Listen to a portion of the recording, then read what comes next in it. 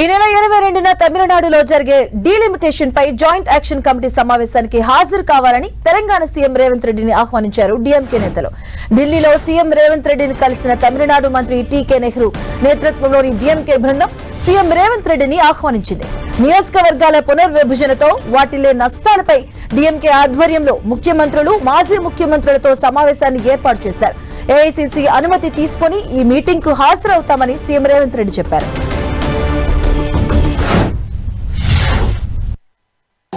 22 తారీఖు నాడు దేశ స్థాయిలో పార్లమెంట్ నియోజకవర్గాల పునర్విభజన మీద ఒక సమావేశాన్ని ఏర్పాటు చేసి దానికి రమ్మన్నారు. ఆ సమావేశంలో దక్షిణాది రాష్ట్రాలకు జరుగుతున్న నష్టం మీద చర్చించి భవిష్యత్ కార్యాచరణ నిర్ణయించడానికి వారు ఆహ్వానించారు.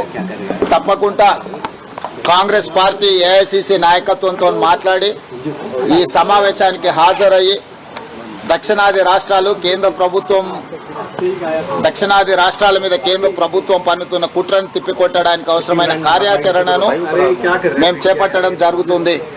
ఈ సమావేశానికి పార్టీ అనుమతి తీసుకున్న తర్వాత హాజరయ్యి ఈ సమావేశంలో దక్షిణాది రాష్ట్రాలకు జరుగుతున్న నష్టం మీద చర్చించి నిర్ణయాలు తీసుకోవడం జరుగుతుంది.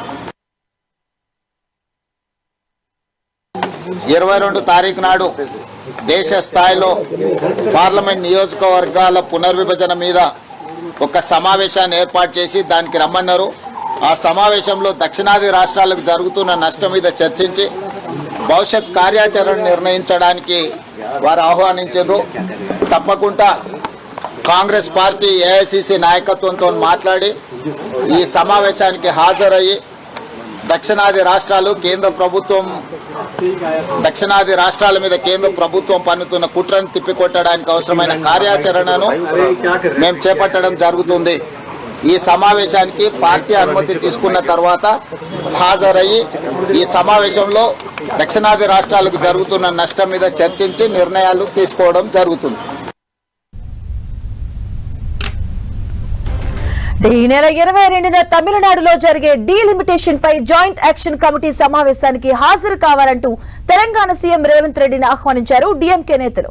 ఢిల్లీలో సీఎం రేవంత్ రెడ్డిని కలిసిన తమిళనాడు మంత్రి టీకే నెహ్రూ నేతృత్వంలోని డీఎంకే బృందం సీఎం రేవంత్ రెడ్డిని ఆహ్వానించింది.